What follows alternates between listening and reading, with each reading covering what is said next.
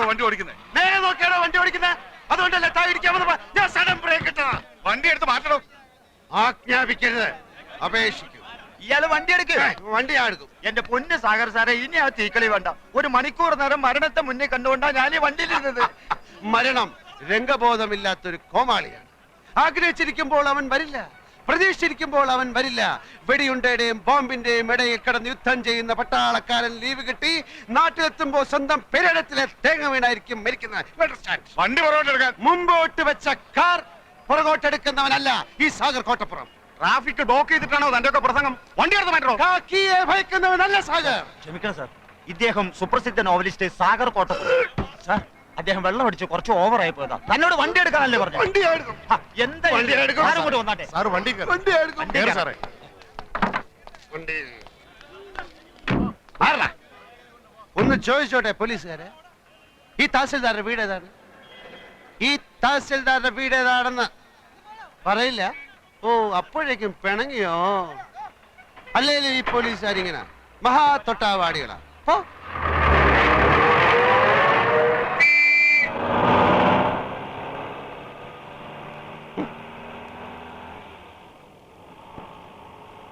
ഡ്രൈവറെ, തഹസിൽദാരുടെ വീട് അന്വേഷിച്ചു.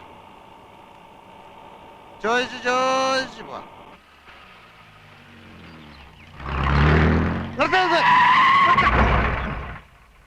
ഈ വീട് കണ്ടിട്ട് ഒരു തഹസിൽദാരുടെ വീട് പോലെ തോന്നുന്നില്ലേ? ഇത്രയും വലിയ ബംഗ്ലാവോ? ആയിക്കൊടുന്നില്ല. എന്നാലും സംശയം തീർത്തിട്ട് പോവാം.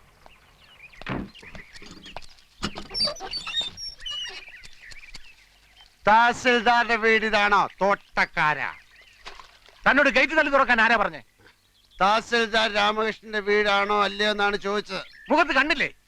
ഗേറ്റിൽ വലിയ അക്ഷരത്തിൽ എഴുതി വെച്ചിട്ടുണ്ടല്ലോ, അഡ്വക്കേറ്റ് ഗോപിനാഥൻ എന്ന്. എഴുതി വെച്ചത് മുഴുവൻ സത്യമാകണമെന്നില്ലല്ലോ. ഉദാഹരണത്തിന് ഞാൻ എഴുതുന്ന നോവലുകൾ വായിച്ചു കാണും തുഷാരങ്ങൾ, അത് മുഴുവൻ സത്യമാണെന്നാണ് വിചാരം. അല്ലേ? അല്ല, വെറും ഭാവന. ആനയുടെ വലുപ്പം ആനയൊക്കെ അറിയില്ല. കേരളം മുഴുക്കെ അറിയപ്പെടുന്ന നോവലിസ്റ്റാ സാറ്. മനുഷ്യ ഹൃദയങ്ങളെ എടുത്ത് അമ്മാനമാടുന്നയാൾ. ഞാൻ സാറിന്റെ ഒരു ആരാധകരാന്ന് അറിയാലോ. സാഗർ കോട്ടപ്പുറം വെള്ളമടിച്ച് ബഹളം ഉണ്ടാക്കിയത് നാളെ വല്ല പത്രത്തിലും വന്നാൽ ആർക്കതിന്റെ നാണക്കേട്? ആ പത്രത്തിന് കേരളത്തിലെ എല്ലാ പത്രവും വാരികയും എന്റെ ഒരു നോവല് കിട്ടാൻ നെട്ടോട്ടം ഓടുകയാണ്. എനിക്കെതിരെ ആരും ഒന്നും എഴുതുകയല്ല. എന്നാ സാർ വണ്ടി കയറി. അങ്ങനെയാണ് ഞാൻ വണ്ടി ഓടിക്കും. സാറ് വണ്ടി കയറി. വണ്ടി ഓടിക്കും.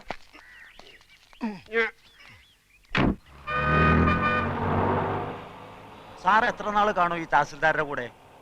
30 ആഴ്ചക്കുള്ള ഒരു തുടരൻ ഉടൻ വേണം. ഒരു സർവീസ് സ്റ്റോറിയാണ് ഉദ്ദേശിക്കുന്നത്. ഒരു സർക്കാർ ഓഫീസിലെ അഴിമതി, കുതികാൽ വെട്ട്, പ്രേമം, ഗർഭം, അതൊക്കെയാ വിഷയം. അപ്പൊ സർക്കാർ ഓഫീസിലെ രീതികൾ, ദൈനംദിന ജോലികൾ, മറ്റ് വിശദാംശങ്ങൾ, രാമകൃഷ്ണനുമായ ഒരു ചർച്ച. അതിപ്പോ എത്ര ദിവസം എടുക്കുന്നൊന്നും പറയാൻ മേല. ഈ രാമകൃഷ്ണനെ തഹസിൽദാരായി ഇങ്ങോട്ട് സ്ഥലം മാറ്റം വാങ്ങിച്ചു കൊടുത്ത ഞാനാ. നല്ലവനാ, പക്ഷെ ഒരു കുഴപ്പമേ ഉള്ളൂ, 3 പെഗ് കൂടുതൽ അടിക്കുകയല്ല. ഞങ്ങള് രാമവർമ്മ ക്ലബിലെ ചീട്ടുകളി ഫ്രണ്ട്സാ. സാറ് ചീട്ടും കളിക്കൂ? ആ, കാശ് വെച്ചേ കളിക്കൂ.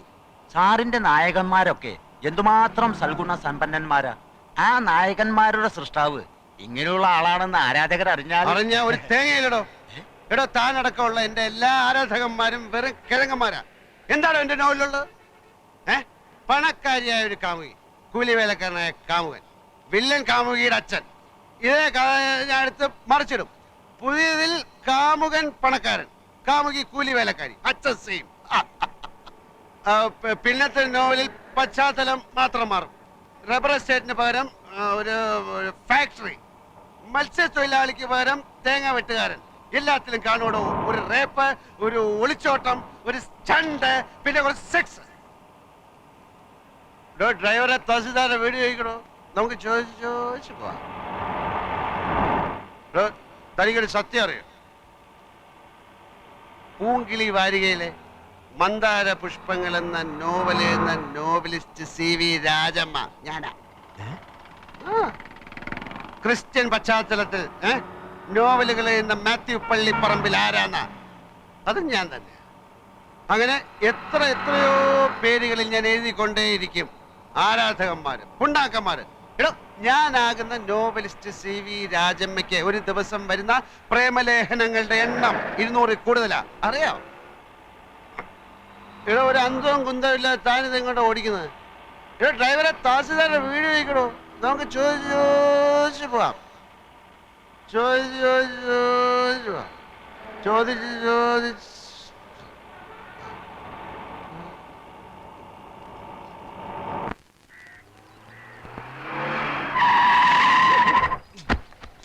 ആ ഇത് തന്നെ വീട്. ആരുടെ വീട്? ആരുടെ വീടാ സാർ അന്വേഷിച്ചത്? ഇവിടെ ഒരു ചോദ്യത്തിന് ഉത്തരം മറ്റൊരു ചോദ്യമല്ല. ആരുടെ വീട് എന്നാണ് ഞാൻ ചോദിച്ചത്. നമ്മൾ തഹസിൽദാരെ വീടെത്തി സാർ. തഹസിൽദാരുടെ വീട്. ദേ തഹസിൽദാർ. ദാ, കുപ്പിയിലെ ബാക്കിയില്ലേ? ഇനിയും വേണോ സാർ? കുപ്പിയിലെ ബാക്കിയില്ലേ എന്നാണ് ചോദിച്ചത്. തഹസിൽദാരെ. എടാ തഹസിൽദാരെ. Sir Get out.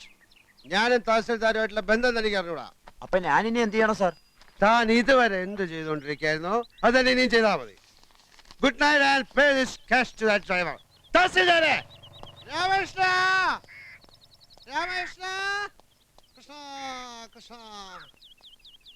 Ramakrishna Ramakrishna Ramakrishna.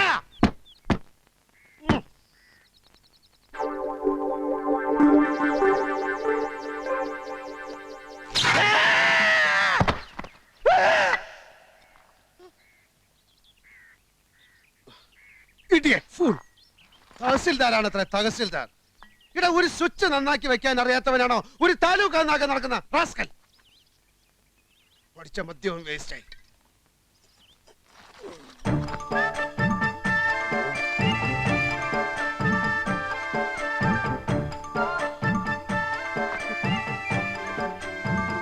Ramakrishna. ഓ ഫ്രിഡ്ജൊക്കെ ഉണ്ടോ? ഇപ്പൊ സോഡ കാണും. ഇതിനകത്തേക്ക് ഞാൻ എങ്ങനെ അത് കടക്കുന്നത്?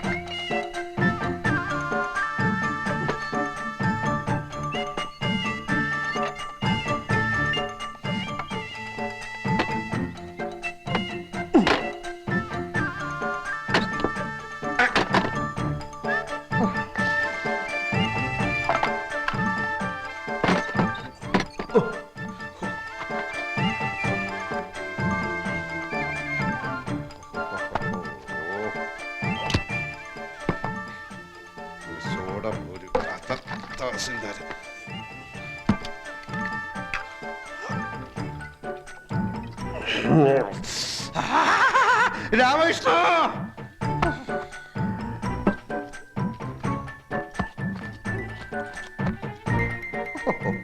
ഇവൻ ഫുൾ സെറ്റപ്പിലാണല്ലോ.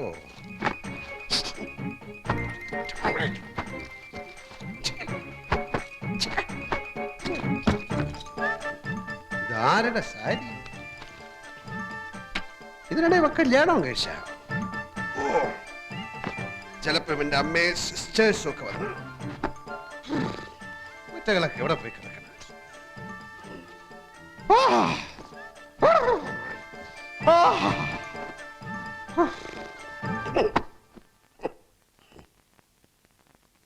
ഒരു മുണ്ടു കിട്ടാൻ എന്ത് വഴി? നഗ്നത.